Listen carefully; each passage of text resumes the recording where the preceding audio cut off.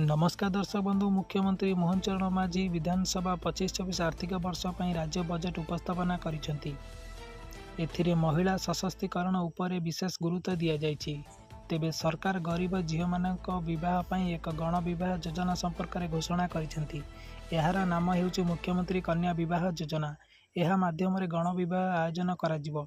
सरकार ए बाबद समस्त व्यय वहन करिवे और कन्या को सरकार पक्षर एक उपहार दियाजिबो। एही योजना पई 12 कोटी टंकार व्यय बराद करा जायछि।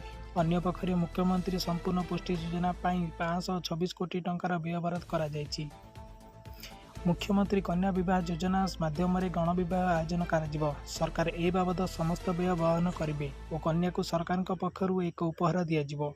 एही योजना पई 12 कोटी टंकार व्यय बराद करा जायछि। अन्य पक्षरे मुख्यमंत्री संपूर्ण पुष्टि योजना पई 526 कोटी टंकार व्यय बराद करा जायछि। या छड़ा ममता योजना पई 284 कोटी टंकार व्यय बराद करा जायथिबा बेले प्रधानमंत्री मातृ वंदना योजना पई 208 कोटी टंकार व्यय बराद करा जायछि एवं मिशन शक्ति पई 2775 कोटी टंकार व्यय बराद करा जायछि।